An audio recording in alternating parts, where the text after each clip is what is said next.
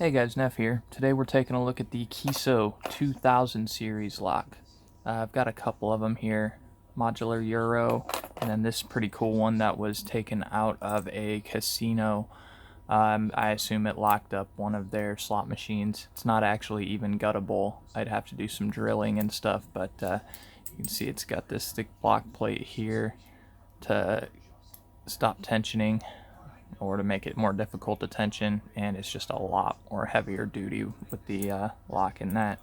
You can see the difference on the keys here. The one that came out of the casino has kind of an interesting way that they drilled it out, and my understanding when I asked about that in the LPU Discord is that that is just a special way of cutting to stop either to stop copies or to affect impressioning, something like that. I think it was to affect creating copies, so it makes it harder to do that. But this is the one we'll be looking at today.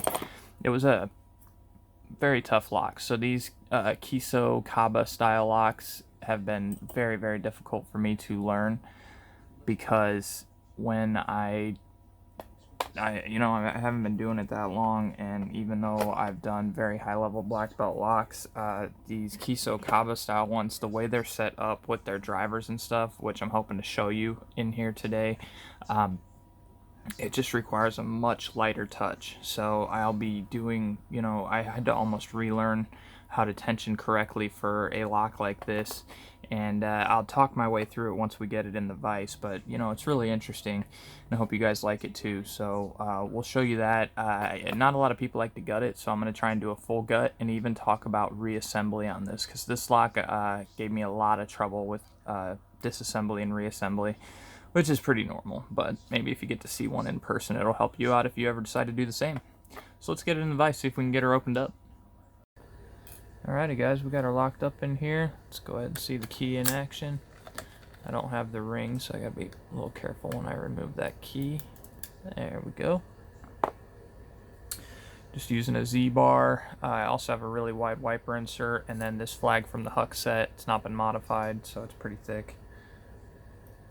Let's give it a start here. Real easy on the tension and a lot of tapping, almost as if we're working with tapered pins. I'm going to be starting on the right and bottom. I got one pushed in a little bit, 2 and 3. You want to do your jiggle test because things are very easy to overset, at least in my experience so far with locks like this. That's why you need the light tension, because you'll feel a solid click, be all excited thinking you set a pin, and when in fact it's overset or the key pin's just blocking stuff up. So everything is nice and easy and just trying to get it to catch.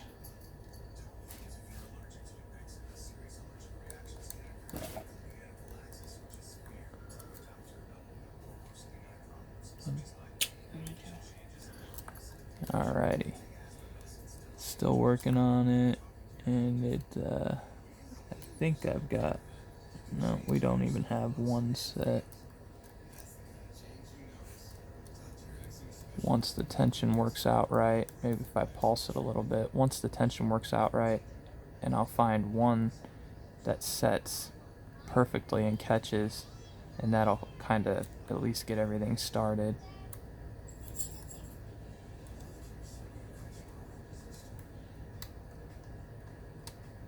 And I might have actually gotten 5 set correctly this time. Okay, that was a good click on 4.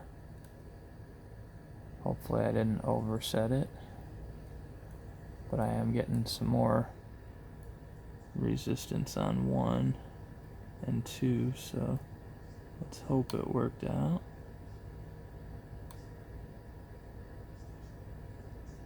Alright, 1 is set.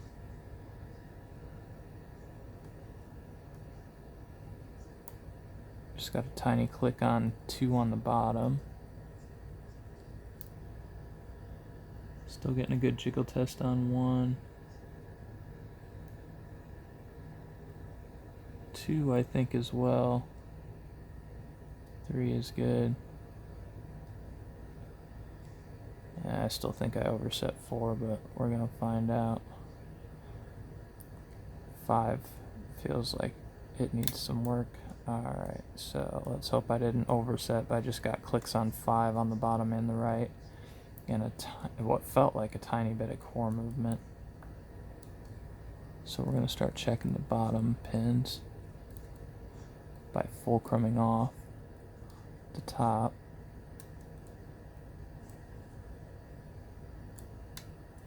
Alright, got a little click on 3 and some more core movement.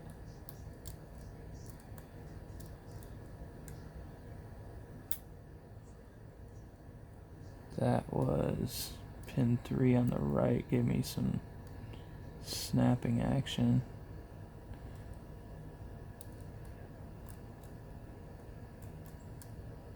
I'm still playing with the bottom ones, making sure everything feels good.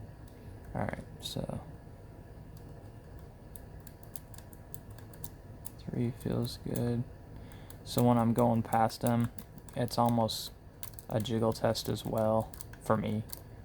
If I go past it and I feel that the pin snaps back out, certain locks, that can be a kind of a jiggle test. Alright, I'm checking some stuff on the left to see if that'll finish getting us into kind of our false set to get it finished out. Because to get the last pin bank on this one, it goes into like a false set, and it just went. That was 4 on the left that let me go there. Now this is where this gets quite difficult for me. There's only 1 pin left on the left side, and it's very easy to overset. And to be honest, I don't even know if that's the only pin, but we're working on 2 on the left. And I'm going to just counter rotate with it while putting pressure on it. And we're going to hope it works.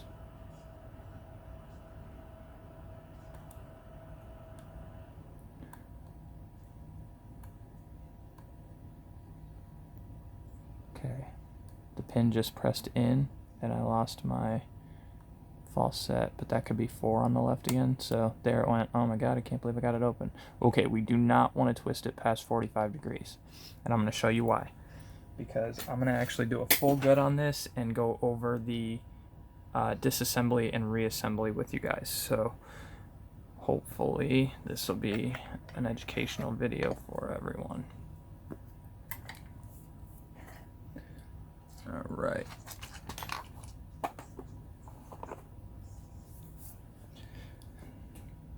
Now, I don't have a follower in the right size, but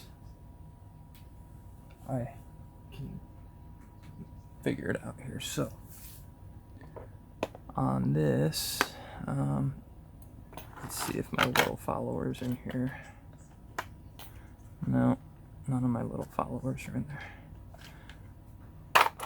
I dropped my little follower. One moment. Okay, now we found it. So this is a little too large. We have that top is nothing. That's just a key block. I assume it could be used for a pin bank, but these 3 are banks of driver pins. So I'll take out the core, and we'll start talking about gutting and what it takes to do that. Let me see if I can do this correctly.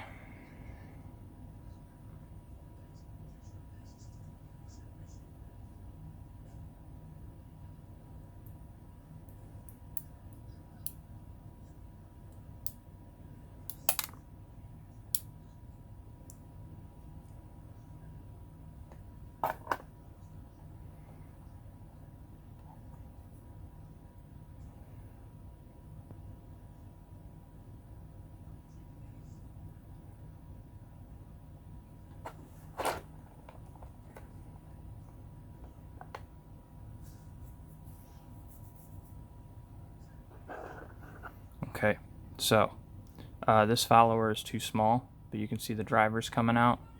Here's what I do on it. I just grab something flat. I'll use my tweezers. I'm gonna push the entire bank out And when we put everything back together, I'll put just one bank back in and show you how to do that. But I'm blocking it, and I'll show you why once it comes out enough. Get my follower back through.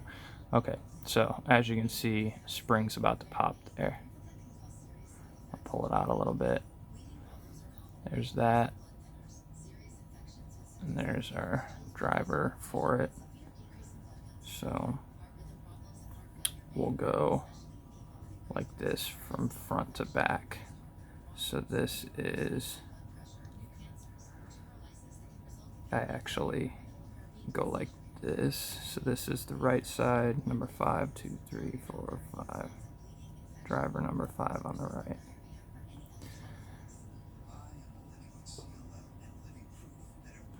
And then you pull it out, and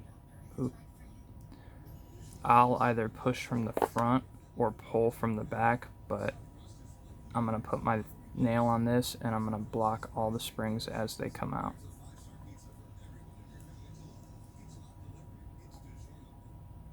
And there we go. There's still one more that needs to come out, but I'm just going to block it and pull out. Alright, now here is a bank of drivers. And they'll fall through.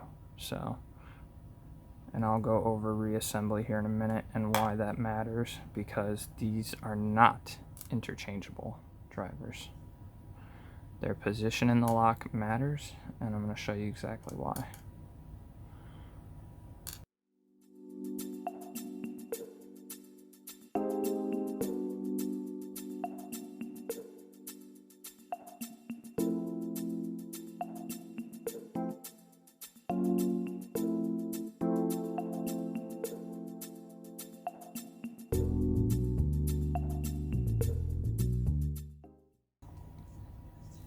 Alrighty guys, so let's talk about gutting and reassembly of these types of locks, because it was difficult for me, and I want to show you a little bit about it. So first off, it's not actually very difficult to keep the pins in there. You know, I have 3 sides to this, and it actually lands, it'll balance pretty easily on the keyhole there. So when you pull it out, if you're in the right orientation, it's fine. Now, each bank has a thicker spot and then a thin spot. If you look on you can see that the pins are closer to the front. Sorry about the reflection. You can see that the pins are closer to the front there, and they're offset back a little bit there, and they match right there. So 2 of these banks are going to have here's the front of the key. 2 of these banks are going to have the thicker side towards the front in the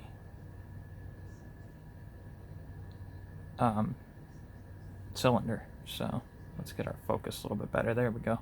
So you can see how that matches up and how that's going to push up in the cylinder there. Alright. And one thing to look at here is, let me find, so this side still has pins in it. Alright, now this is what they look like when there's no key in there. Now when I push something flat to it, such as a section of the key that is completely flat with no bitting, and you can see that's going to do that right in the front there. It's going to be the full thickness of the keyway.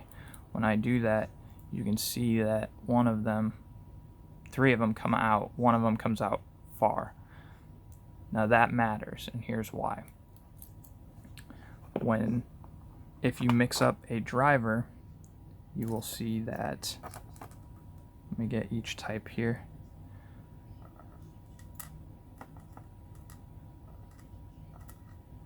You will see that there's 3 different types of drivers here. We have one with a short spring and a thin head. Here we go. Short spring, thin head. Right there. Then we have 2 with long springs. One has a thin head and one has a thicker head. Now originally, when I looked at them just falling down into the keyway, I thought the one with the thicker head should go here because the thicker head actually has a little step on it. I don't know if you can see it there. And I thought, oh, okay, that'd probably work like countermilling and have to hit it twice. No, because there is so little room in these, I forget what I call them, but it's because there's so little room in this.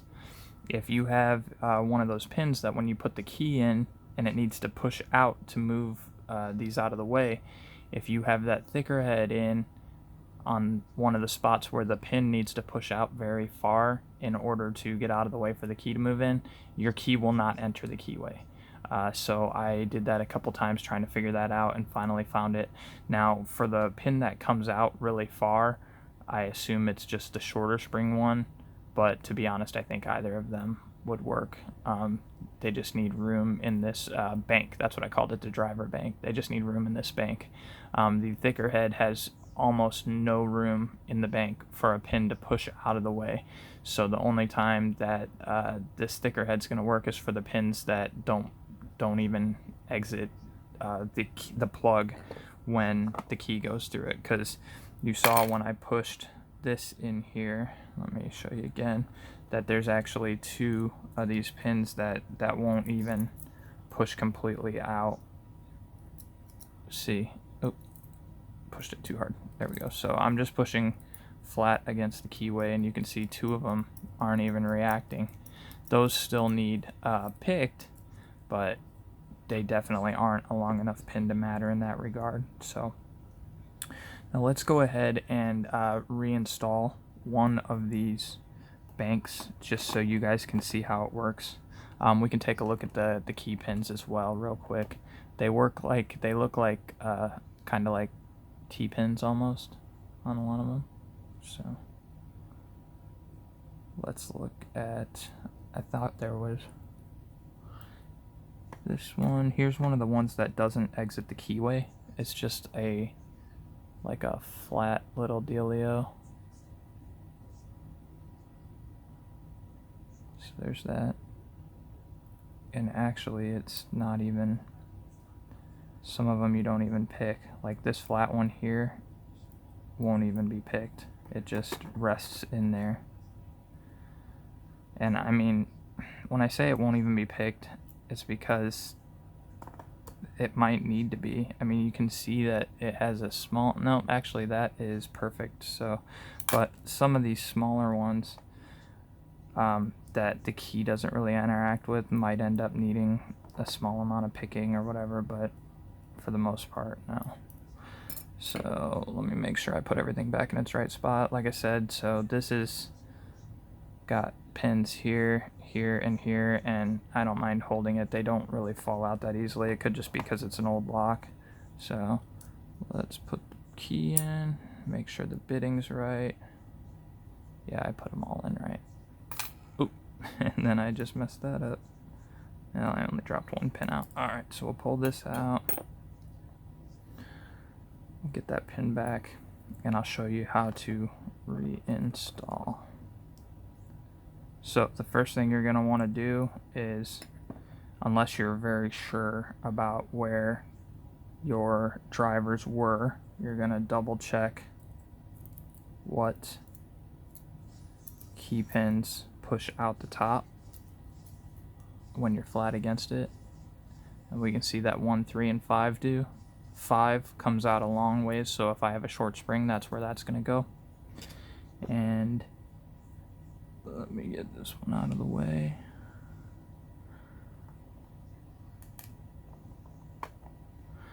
Alright. And you can see in here, it's just, those are the banks. Here's that bank at the top where the key flat is. There's no holes in it, as you can see. I'm going to try and let the camera focus itself again because it's really annoying me here. Alright. So that's why you don't want to let the plug turn more than 45 degrees because you'll let drivers drop into the keyway. Now when I go to put it back here, I'm going to put it back in at a 45 degree. No pin banks are in. So you can see there, we're at a 45 degree turn. If you look at it from the back here, you can see that there, and here are what's blocking my key pins in place. So great, that'll work.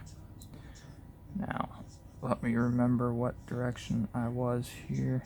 Yeah, so this bank was for my right side going in from the back. Now, as we said, 1, 3, and 5 are the ones that came out of the plug. I'm just holding the keyway or the plug in there and putting some pressure here, and I'm gonna work on this from here.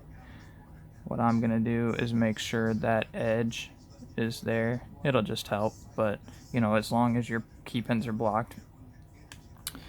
Now that side also that side needed, I think, the longer area up front, but if you need to check, just double check your orientation. If the keyway's down, you can mess with it and you're probably not going to lose any key pins. So we know that that side has the close, far in the top, and far on that side as well. So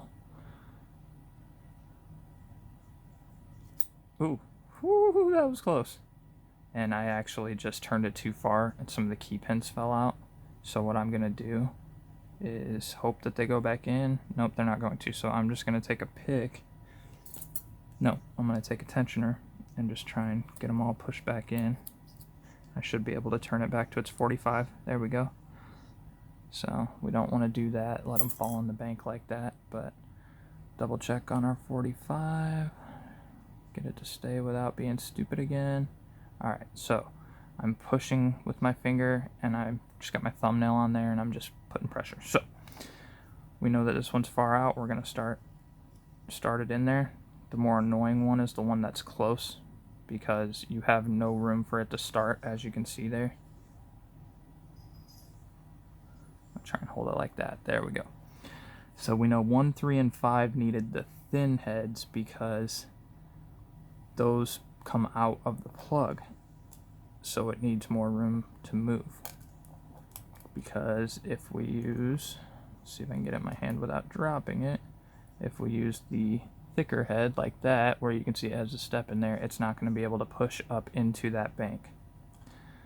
So I'm repeating it a million times because I'm going to forget and have to pull the plug out. So we need 1, 3, and 5, and 5 was the one that came out a really far away. So here's one of our thin ones, and here's what we do. Put it in there. Make sure that started a little bit more. Now what I'll do, they can wedge, okay? So I'll drop it in and then just myself, I'm sliding it up and down a little bit. So I just making sure it can still move in there. And then I'll take my finger, or you could use a tool. I'm gonna try and do this where you can see it. Here, maybe like that. Taking my finger, and I'm trying to use the tip of my fingernail without springing this into oblivion. I'm pushing straight down. Oop, I didn't get it. So we're gonna try and not let it get lost, okay? And we check, make sure it still moves in there and that it didn't get wedged. Push straight down, all in just to that bank, and then we're gonna push it in a little bit. Now if you look, we have a nice coil of spring there. I like to check each one, and I'll go like that. Spring coiled down, beautiful. So 1 was a short, 3 was a short, and 5 was super short. Here's one of the long ones that's going to go in number 2. Put it in, make sure it's not wedged by pulling it up and down. Compress the spring. Ooh. Compress the spring, and then I push it in. Double check it. Nice little spring coil there. Boom. 3 needed to be a short one. And that is a short one. Going in. Make sure I don't wedge it. Compress that spring. Push it in. Check it. Boom. I'll do the last 2 and we'll wrap up here. Make sure it's good. Compress it, push it in. Check it, looks pretty good. Here is our super short for the pin that comes out of the plug far away.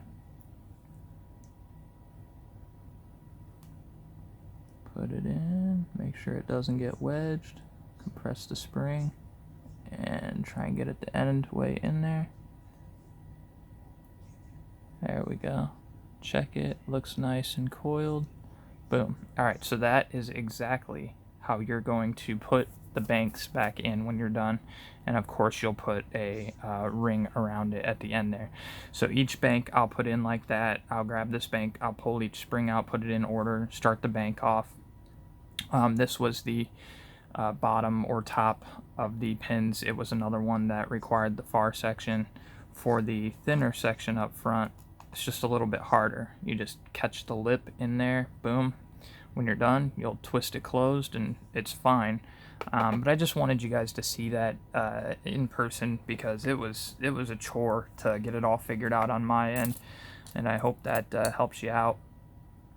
If you have any comments, questions, suggestions, or feedback, I'm happy to hear it. Y'all have a great night.